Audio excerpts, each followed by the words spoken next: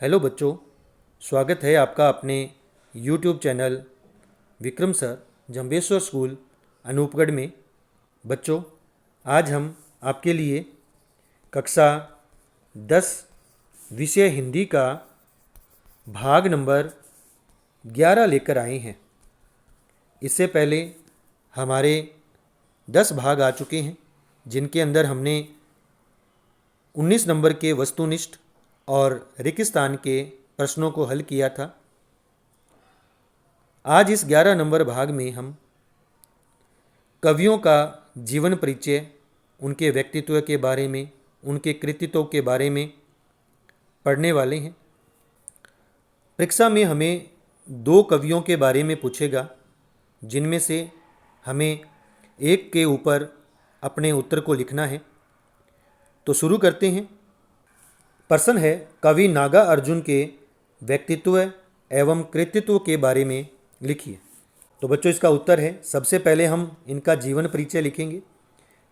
साहित्य जगत में बाबा नाम से प्रख्यात हिंदी और मैथिली के सामान्य कवि और लेखक नागा अर्जुन का जन्म सन 1911 में गोकुलनाथ मिश्र के यहाँ बिहार के दरभंगा जिले के टरोनी गांव में हुआ था। इनके बचपन का नाम वैद्यनाथ मिश्र था। आपकी प्रारंभिक शिक्षा संस्कृत पाठशाला में हुई। आपने वाराणसी और कोलकाता में उच्च शिक्षा ग्रहण की। 1936 ईस्वी में आप श्रीलंका गए और वहाँ बौद्ध धर्म ग्रहण कर लिया। आपने स्वाध्याय से संस्कृत, पाली, मगधी, मराठी और बंगाली आदि भाषाओं का ज्ञान प्राप्त किया। सन 1998 में आपका देहावसान हो गया। तो बच्चों, ये था इनका जीवन परिचय। अब हम देखते हैं इनका साहित्यिक परिचय। बाबा नागार्जुन फक्कड़ और घुमक्कड़ स्वभाव के साहित्यकार थे।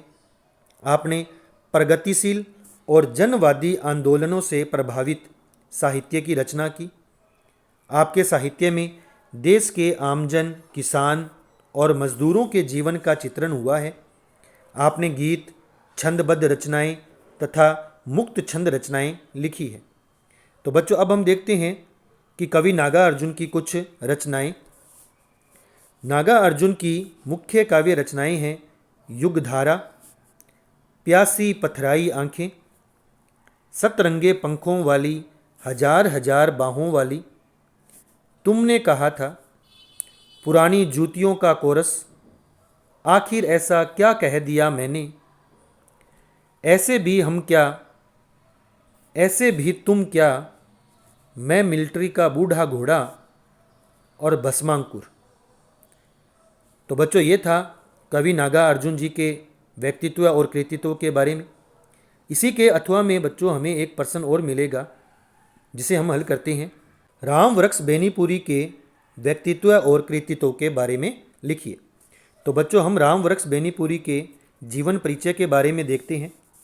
राम वृक्ष बेनीपुरी का जन्म सन 1899 में बिहार प्रदेश के मुजफ्फरपुर जिले के बेनीपुर नामक गांव में हुआ था। बेनीपुरी जी विद्यार्थी जीवन में ही थे कि गांधी जी के असहयोग आंदोलन ने उनको आकर्षित किया और मात्र 18 वर्ष की आयु में स्वतंत्रता सेनानी बन गए। इस दीवानेपन ने उनकी नियमित शिक्षा असंभव बना दी। अपने स्वाध्याय के बल पर ही उन्होंने हिंदी साहित्य सम्मेलन की विशारद परीक्षा उत्तीर्ण की। अपनी साहित्यिक प्रतिभा का प्रयोग भी बेनीपुरी जी ने स्वतंत्रता की आराधना में ही किया। सन 1968 में इस साधक ने अपनी सशक्त लेखनी माँ शारदा के चरणों में समर्पित कर संसार से विदा ले ली।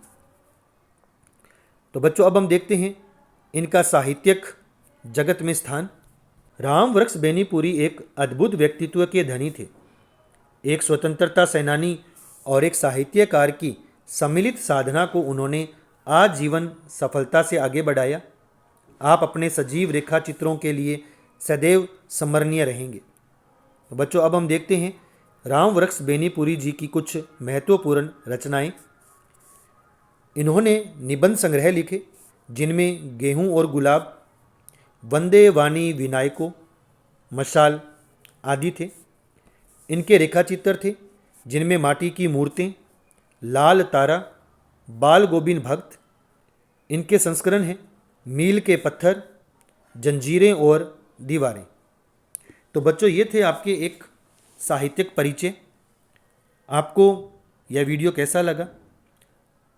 आप अपने मित्रों तक इसे ज़्यादा से ज़्यादा शेयर करें, लाइक करें। अगर आप चैनल पर पहली बार जुड़े हैं तो आप इसे सब्सक्राइब करें और बेल आइकन के बटन को प्रेस कर लें ताकि आने वाले हर वीडियो की सूचना आप तक मिलती रहे। मिलते हैं भाग नंबर 12 में।